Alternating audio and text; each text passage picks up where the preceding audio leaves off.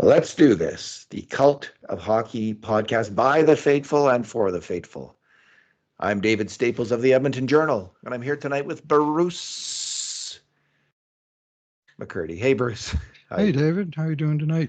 It'd be one of those nice nights, Bruce, if we weren't fans of the team, we were just kind of observers of the game, neutral observers of the game, and we could describe what happened because it's a little harder when you're a fan watching a complete freaking meltdown like that. Just every bad habit and defensive nightmarish situation the Oilers have been prone to in the past, rising up as the team blows a 4-1 lead and loses to the Vancouver Canucks 5-4. So it would be easier, Bruce, if we didn't care, if we just were, professionals, but we do care. Well, at least for now. How are you doing, Bruce? Well, I'm not very pleased, David. Got to say, you have a 4-1 lead in any hockey game, 4-1 lead in any hockey game. You should be able to close it out. Yeah. And one way to close it out is maybe have the puck once in a while, maybe even take it in the other team's zone, try a shot on net, one or two times, period, instead of just playing the whole friggin' time in your own zone without the puck. Anyway, it was. That's their strategy, right? Like this is a different team than the LA Kings. You could feel it right away. They are going to forecheck. They are going to get after the Oilers. They want to grind down the Oilers and get outside shots. That's the whole strategy. Grind them down, cycle, smart. Don't throw away the puck. No hope passes. Just keep throwing it behind the net. Have to the next guy. Go for the point shot. Bruce, this is our two good things, two bad things, two numbers, and one conundrum podcast. We'll go with two bad things each. What is your good thing? Well, I'm going to go to my good old default, the penalty kill. One part of the game that's getting the job done. Thank goodness. Held Vancouver off the sheet. Edmonton actually won the special teams game tonight with one power play and 3 penalty kills. Somehow they won that segment of the game 1-0. But the penalty kill, they executed, I thought, really well. A couple lost face-offs, to be sure, but mostly keeping play to the outside. And when they had a chance to clear the puck, they did and got their changes in and, kept Vancouver from getting many dangerous looks, a couple of screenshots from the point that I think missed the target but no sort of gasping of guys jamming away at, loose rebounds and stuff. But the penalty kill is the one aspect of the team that survived. They should have sent out the penalty kill when they had the 4-on-4 in the third period. They probably would have been better off.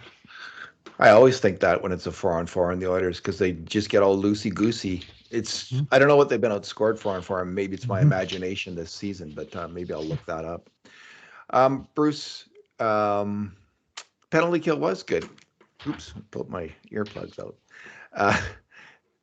It was really good. And what can you say? They've been getting the job done. Nuge and Ryan and all those guys, Fogle, McLeod, Janmark, Connor Brown was out there, I guess.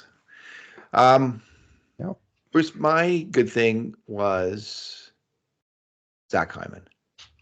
And he scored a fantastic goal early in the game to get this going in the right direction.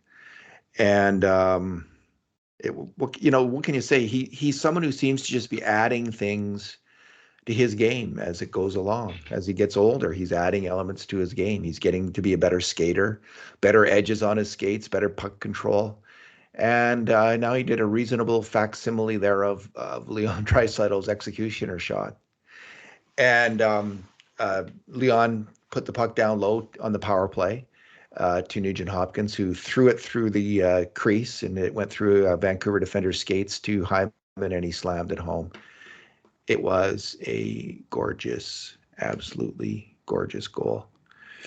He got another goal in the second period, the fourth goal, which looked like the game was like everyone was on laughing it up at that point, all us Oilers fans partying on Easy Street. It was a nothing play. And there was so many weird goals in this game, honestly. It was a game of weird goals. Just, the Hyman goal was one of the few really beautiful goals in the game. I think Connor Garland's goal was actually quite a beautiful goal in its own way too, not from an Oilers perspective, but he made a hell of a play on that one. But this one was another one of these weird ones where Darnell Nurse made a cross seam pass, sent in Hyman down the wing, and he moved into a kind of a scoring area just inside the dot, and he got off a shot. But just as he was shooting, it hit the stick. I think it got jammed on his stick, and I think the motion of the shot wasn't where the puck went. So Right. Sheloves, and this happened a few times to poor Sheloves, on deflections and such. Well, this was another kind of deflection at source, and it beat the goalie. So, but Zach Hyman is healthy. He's scoring. He's playing great hockey. He was a culprit, one of the culprits. Can't exactly remember what he did on the Vancouver's second goal, which was such a critical goal. But really, if we're completely honest, that goal was mainly on one person. And we're going to get to that shortly. Ready for your first bad thing, Bruce? Yeah. Okay, let her rip. Yeah. Well, Stu Skinner did not get the job done tonight, David, and he did not come close to getting the job done. 24 shots, 5 goals against, 792 goals against average. His team gave him 4 goals of support, which is generally enough for Edmonton to win games. They have a fantastic record when they score 4 goals in a game. And they held Vancouver, as mentioned, to 24 shots. And Skinner, I honestly thought he didn't look good on any of the goals against. Joshua beat him on a rebound from the sideboards because he couldn't get over to the stick side post to seal it off. Then in between times, he took a penalty for handling the puck in the trapezoid. First time I've seen one of those called all season. And that was just a brain cramp. He stumbled, and I thought, well, I'm going to play the puck anyway. And so his teammates killed that one off. Then the second goal was a shot from behind the net that Skinner managed to deflect through his own feet and in. Like, that was an own goal. To me, it was a grade B shot or a C shot, and it was just totally mishandled by the goaltender. The third goal was a deflection from the goal line on the right side where he didn't get to the glove side post and seal it off. I mean, 2 goals scored from very low angles just because he couldn't get over there. Then the fourth goal from Zadorov was like a 60-foot slap shot. And I guess there was screens and stuff, but I mean, at a certain point, you need to fight through and make a save or something. And then seconds later, Connor Garland comes in and goes wide on him again, and Skinner sort of does the shuffle step and loses, the ice, contact with the ice, and Garland just kind of slipped it under his pads and into the net from, again, a very, really kind of poor angle where a well-positioned goalie should leave him nothing to shoot at. So he did make a couple saves and a big stop on a breakaway in the early going when it was and you're thinking, okay, he got through the first period 2-0 for the Oilers, but then he completely lost it in terms of his form. And I was left feeling very, very unconfident on this night. Now, Skinner has lots of good nights. This was not one of them. He had a really poor game, and he was just not settled in the net. He wasn't solid to the puck, wasn't square to the puck, wasn't tracking the puck, wasn't seeing the puck, wasn't stopping the puck. Other than that, I mean, it was good. He did make a nice save on the breakaway early in the game. Yeah. That was good. There made was a nice glove grab. There was a hard wrist shot from one of the snipers, Besser maybe, from Lindholm, from the slot where he grabbed it and pulled it down. But just, I mean, 3 goals on 8 shots in the third period with a 2-goal lead. 3 goals on 8 shots. The one where he deflected it in. I mean, that was the one that got him back in the game. It was 4-1 going to the locker room. If that just didn't happen. get your stuff together and make that play. Like, that is not. Yeah. There was lots that wasn't acceptable. I mean, you don't. We know the Oilers can come back from this, and Stu Skinner can come back from bad games, and other players who had bad games. Some of their biggest players who had bad games, biggest players on the team, can come back from these bad games. But yeah, Skinner's been pretty good this year. Kevin Woodley's the goalie expert for NHL.com. And he did note, Bruce, that Skinner, one of his weaknesses is on rush chances. And it's on rush chances if there's a cross-seam pass, because his skating isn't great for an NHL goalie. And, you see him sometimes fall forward on those plays as they're going in the net. These goals, a lot of them struck me as goals where his skating came into play. And I don't know if the Canucks were in some ways trying to take advantage of it. Woodley talked about plays coming out of the corner down low to beat Skinner. And, one strategy might be to, fire the puck at net and rebound off the boards, or, just try to get all kinds of garbage around the net. Stu's good on that initial shot, I find. Skinner is good on that initial shot almost always. Although there was the triple screen, I should say, on the one hideous goal that Vancouver scored. That was their fourth goal, the tying goal, where Kane, Desharnais, and Corey Perry all screened. So, but I thought his skating, like it came into play on a couple of those goals at the side of the net. And anyway, you mentioned the trapezoid penalty. Did he where he lost his balance? I don't know what the hell happened. And he lost his balance, and then he sort of lost his focus. Bruce, my first bad thing, I'm just going to go with, I think, like the biggest bad thing of the game isn't just losing the game. It's not the fact that some players played poorly and some of them are repeat offenders. It's Leon Draisaitl getting hurt and moving at half speed, about 7, 8 minutes into the, I don't know what happened to him. 7, 8 minutes into the second period. But if he is injured, Bruce, he has been playing so well. And in this game, I thought he was playing his best game. He was flying out there. There is no way the Oilers lose this game if Leon Draisaitl hadn't been hurt, hadn't been injured in this game. He was dominating the game. He was the best player on the ice.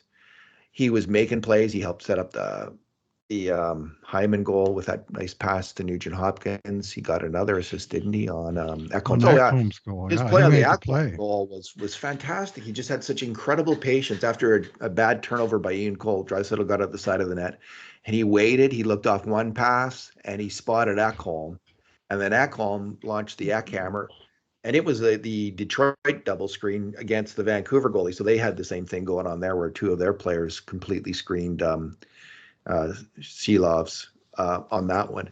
So Leon was just, he was so good, and it is going to be so heartbreaking if he's seriously banged up and if he's going at 60%. We saw that the one playoff year when he got a lot of points, but he was not. The Oilers cannot win. They will not and cannot win if Leon, and this is, we saw half a game of him kind of not doing much. So lumbering around. He did come back and give it the old college try to finish it out, but sometimes it can be okay. Like maybe he'll be fine in a day or two. Like that happens, right? Like it's some knock that it's bad in the moment, but it's going to get better by tomorrow or the next day. Fingers crossed. But that Bruce is a colossal, monumental bad thing of epic proportions, and it's really kind of heartbreaking for this team if that's what has happened here. But that's hockey as well. So yep, my biggest fear going into the series was somebody getting banged up on and here it is game one, and one of the major players is clearly and Leon's down. And Leon's not one to malinger. No, like he gets up and he gets back in the game, and he's built like a tank. Yeah, he never misses games. So I'm just hoping this is something that it's going to be one game. It's possible. Bruce, what's your second bad thing? Well, I got to single out the captain tonight, Connor McDavid, who did very close to nothing offensively to my eye. He had 0 shots on goal. He played 24 minutes. And every time he got the puck, he wasn't able to execute a play. It was either just checked away from him or just bounced away, or he just lost the puck for no apparent reason, or 0 shots in 24 minutes. 0 shots. 1 shot attempt, and it was missed the net. 1 shot attempt in 24 minutes. And what do we have him for? Contributing to 1 grade A shot. One grade A shot the entire game. So the grade A, what's his normal? Like 6, 7? 6 or 5 7 a game? Yeah. So did I say the grade A shots yet? They were 12 to 11 for Vancouver, with the 5 alarm shots, 3 to 2 for Vancouver. So the Vancouver was 1 grade A shot better, and they were 1 goal better. Yeah. Anything else on McDavid? It was just. I noticed it too. He just was not effective. Just wasn't, and I don't know why. I might look at the game again, watch his shifts to see if Vancouver was doing anything special against him. But yeah, well, they made a couple of hero plays, but it wasn't like he had the puck dangling on his blade for any length of time, or was bleeding cycles, or coming into the zone with options and. I don't know where his skating is, but it's not there right now. And it was just a very tepid performance. They need way more from him, way more. And he's capable of way more. I mean, I wouldn't single him out if, I haven't seen what he can do. Well, he didn't do hardly any of it in this game, and the Oilers needed him, and they didn't get anything from him. On that 4-on-4 goal, I just dread these I dread these 4-on-4 chances because the Oilers are just so loosey-goosey. And, first Nurse turns it over, and then McDavid allows a cross-seam pass right across the ice because he's not super alert. He's not dialed in defensively like he needs to be as the captain in the third period. With a lead. With a 2-goal lead at that point. Shut her down. Shut it down, guys. Shut it down, Nurse. Shut it down, McDavid. And they didn't, which segues to my bad thing. And I almost hate to focus on this again because it's been a recurring theme, certainly for me in the playoffs. And I know Kevin Bieksa says he thought Nurse and Ceci played well against LA. I didn't honestly see that. I thought they had a lot of trouble. And Bruce, this game, they were on the ice for 4 even strength goals against. 4. This is your primary shutdown partnership. Yep. And, and it could have been more because it was Nurse and Ceci, mainly Ceci, who allowed the breakaway in the first period. Ceci goes on the attack, doesn't get anywhere. He's behind the net. And then he kind of slowly goes back to his position. And you'd think if you're Cody Ceci, you'd get back as fast as you can to your spot, but he didn't. And there's a breakaway. I think it was Garland who got the breakaway, if I'm not mistaken. Yeah. And, that was Nurse allowed the headman pass, not as much on him, although you'd hope that it was his man that made the pass. So either take your man or take the guy who's breaking, one or the other, stop it. But that was on CC. So the first goal against that they were involved in, that's one at the side of the net where CC doesn't get to, I think it's Dakota Joshua who scores that one. It's the first Vancouver goal. Yeah.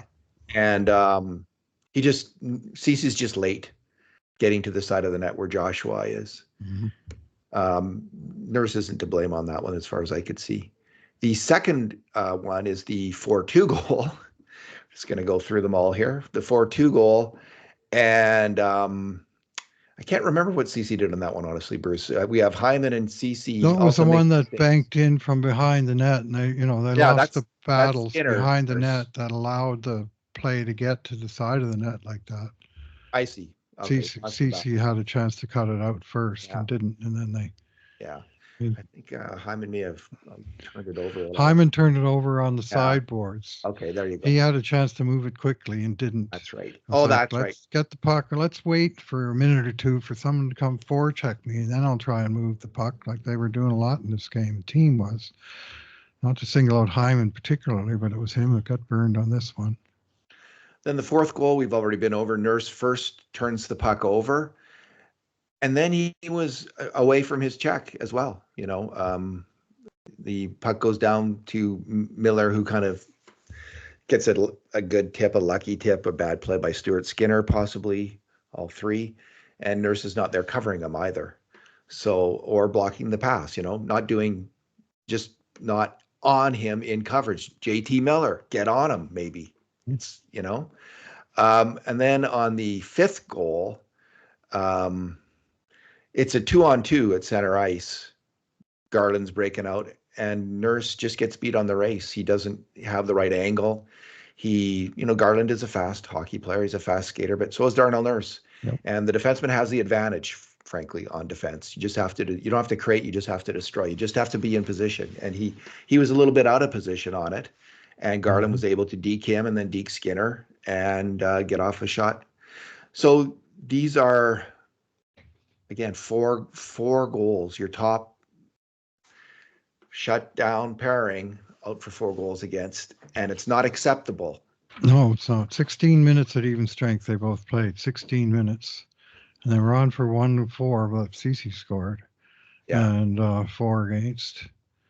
And varying degrees of issues on the 4 against, but the fact remains that the puck was in Edmonton's end repeatedly without great coverage when those guys were out there. They were both, their shots were identical. 10 to 20 shot attempts, 4 to 9 shots on goal. And that's a 5-on-5. And of course, they also got beat for a goal at 4-on-4. If they can get through a game, Bruce, where they just allow one grade A shot when they're out there, or maybe 2, if they can get through a game when that happens, the Oilers will win. Like, seriously, they will win if CC and Nurse can get that done. And they have gotten it done many, many times in the last few years, but they were not strong against LA. All due respect to Kevin Bieksa. They were leaking grade A shots against both of them. And they were even a step behind, not good against Vancouver tonight. All right, your number. Yeah, a few numbers. I did have one. I'll round it to 23 minutes between the time Oilers scored to make it 4-1 and their next shot on goal. 23 minutes and 4 goals against later, they finally get around to, maybe we should shoot the puck at their net. And it was like, you want to hold the lead? I mean, how about controlling the puck a little bit? How about taking it to their, and they did have 1 or 2 shots. Nuge had a great chance and hit the post. So I guess that was a shot attempt. But I mean, he had a There's big the target. game. That was the game right there. Yeah. But geez, it wasn't until after it was 5-4 that they finally came back and they had a few shots in the dying minutes, 4 shots in the third, 4 shots in the second.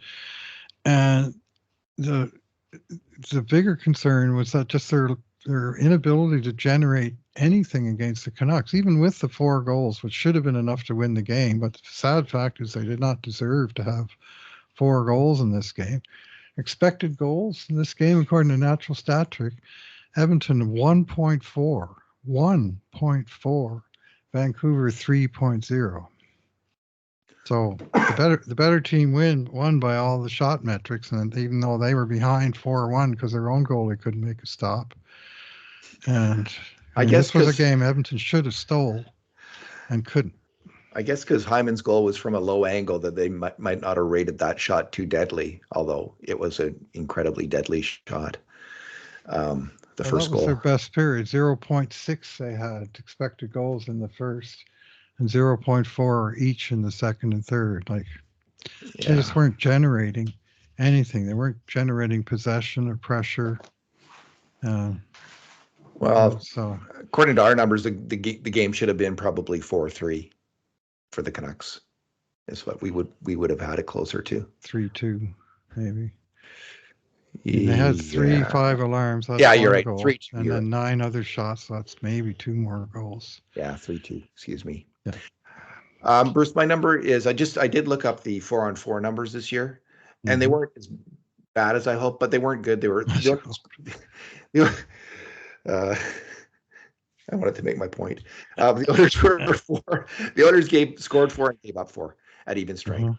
So for a team that outscores in every other situation, even strength, power plays, special teams, 4-on-4 is not their forte, and you need to bigger sample size over a number of years to really know. But they're not. They just get it's they don't know how to do the defensive coverage 4-on-4. They just start wandering around and they get scored on too much. For a team with in 4-on-4, who's on the ice? It's McDavid, Draisaitl. Wasn't Draisaitl because he was in the box. Usually, though. No, usually. And I just feel that they get carried away. And again, as soon as I saw 4-on-4 tonight, I thought, oh, no way. Just as you say, send out the penalty killers. Send out Janmark. Send out. I liked it with McLeod and Nuge out there. That works for me. But send out the penalty killers. So okay, Bruce, the conundrum, and it's just obvious. What do you do? What do you do next? What do you do next with this team? Do you Knobloch has just made very small incremental changes so far, but go back to that, or do you do something more wholesale, something a bit more radical? And I guess a lot depends on Draisaitl's health, of course, which we have some idea about, but we don't really know. Yeah. I don't know. Vancouver, that's an enormous win for them to come from such a deficit. And now all of a sudden we're 5 games into the season series and it's 5 regulation wins for Vancouver and SFA for the Oilers. And they're riding a wave, and the Oilers, I'm wondering, where they're going to find the confidence that they're going to beat these guys. Like, if you can't win from 4-1, when are you going to figure out what it takes to actually beat those guys? And I'm frankly deeply concerned tonight. Well, I think that they can figure out why they lost. Just a bunch of crappy plays. Like, don't make those crappy plays. Like, there was some bad luck plays, but there was some crappy plays. So okay. I think so we don't know if Adam Henrique is back either, is the other thing. So if he's back, team without Adam Henrique. If he's back, do you really think he's that good, or are you just kind of kidding there? Well, okay, here's one thing. That's the one thing that was changed tonight was no Adam Henrique, and I do think they missed him because he does a lot of things. I think they missed him too, but I don't think he's that critical to the team. Although he's a good player. At this point, I'd bump down Corey Perry. It's not working on that line. That line isn't working. They need a line, and I think they need to put together, and I wrote this, I think, in a post today or the other day, of McLeod, Fogle, and Holloway. Just a fast, aggressive forechecking line. And I harken back to the kid line, of course, of Graves, Jelena, and Murphy. This could be that line for them. That line you send out there and they just forecheck the heck out of the other team. And Corey Perry is not getting enough done. He's not really getting anything done that much. He did get one great A shot in that where he kind of slid into the slot, but he's not doing it. So that's one obvious thing to do. I didn't mind Matthias Janmark on the top line, Bruce. But he's never going to score. He's not, but he's a good defensive player and he moves the puck. If McDavid and Hyman are doing their thing, that should work. If Connor McDavid is bringing his A game, that should work. Yeah.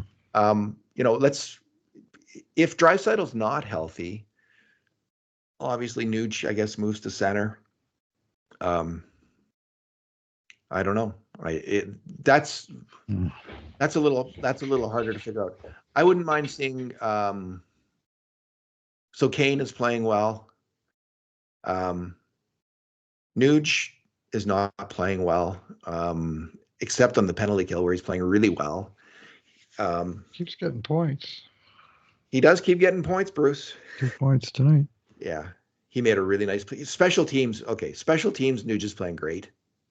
He made a great pass right under Seeloff's pass to McDavid on the far side, and Connor couldn't handle the pass. It was a low angle shot, but it would have been a great chance. Connor's stick was not on the ice, which is a fundamental error.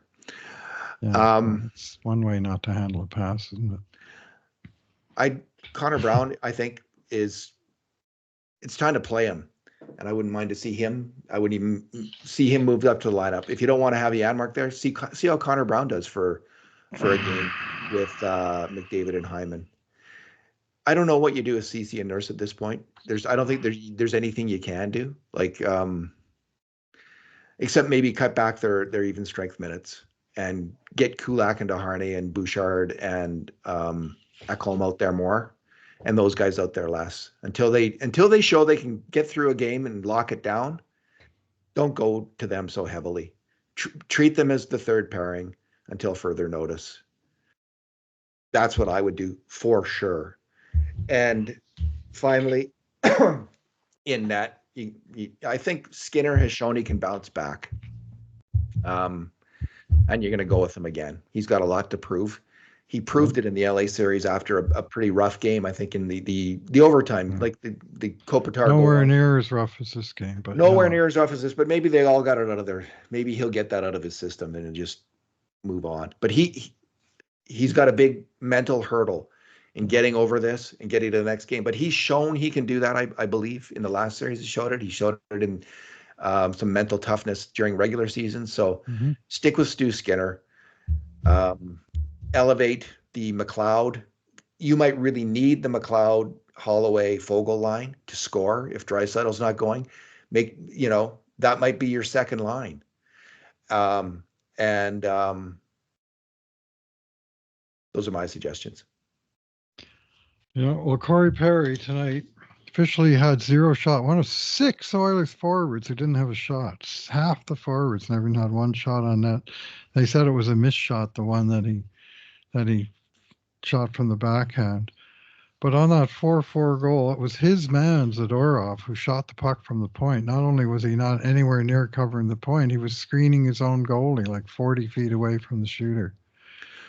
Was he F1 maybe? Was that he might be F1, so we can maybe cut him some slack. You'd have to look at it again to know. I don't know. I can't say. Well, even if you're F1, screening a goalie is not generally the responsibility of F1 either, right? It is not, Bruce. Good point. I mean, they need to get something out of this guy. Like, I all respect in the world for what he's done in the past. Well, so far in the playoffs, if I'm not mistaken, 0 points. And he's just, stepped behind play. Like, I barely noticed him tonight until that goal. Like, there just wasn't much good happening. So yeah, Fogle played 13-17 actually. He was getting more ice time as this game went along. So I think they're going to have to trust in him that he can move up. He was all right. I thought Fogle had an okay game, frankly. Not great, but yeah, he did some things and played hard and played physical. What do you think of my idea of elevating Kulak and Desharnais essentially? Well, it's kind of a desperation move. You need your second pairing to play like one. And I didn't think, in particular, I thought Desharnais really struggled in the first part of tonight's game in his own zone. I just thought he was slow getting the pucks and moving pucks and getting them going in the right direction. And, of course, not much offensively from that guy, so you expect him to shut it down. And I just thought he just seemed to step behind a little bit in this game. And I'm not sure that's going to be a formula for success in the top 4 because they're generally playing, top 6 opponents much more often than not. He did make 4 major mistakes on grade A shots against. So not exactly crushing it. Surprised. Not exactly crushing it, Bruce. So maybe, Surprised. but they were only the goals were he and Kulak were out for 1, CC and Nurse for 4. Now, in terms of process, it's a similar process because they were both out there for a lot of grade A shots against. So, but Kulak may be the best player of the 4 right now, and you might want to figure out a way to get him more ice time at least. Then I didn't see. Yeah, what did he have? What did he do? Yeah, he just made 1 mistake on a grade A shot against. So 0 shots.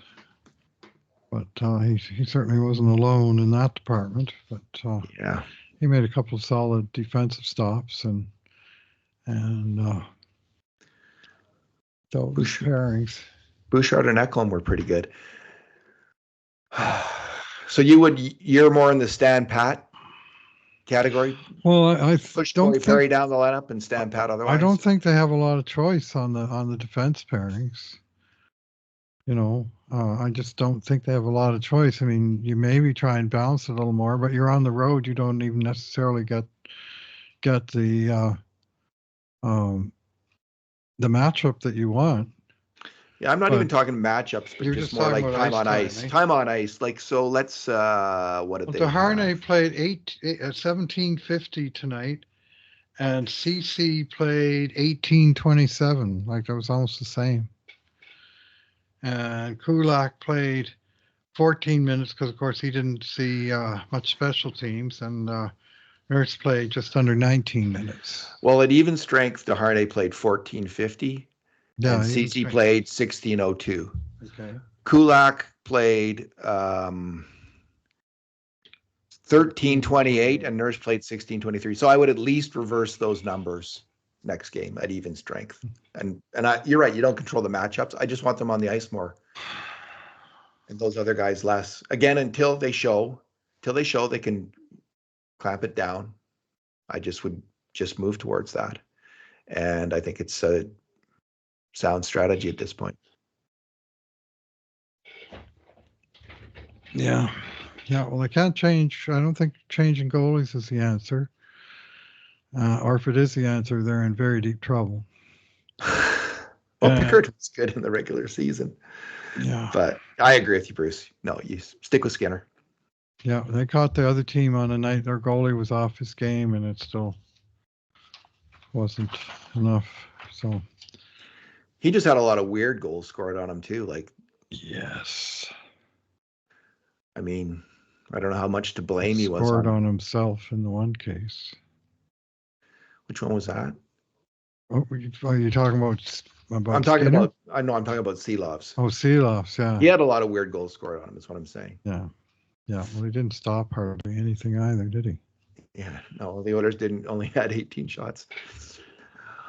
Alrighty, Bruce. So, anyway, this one goes in the column, David. If I seem sour, I am. If you listed to me all the Oilers games I hated the most in the history of the franchise, other than, the infamous Steve Smith game in 1986, all the other ones were games where the Oilers had a huge lead and found a way completely piss it away and lose.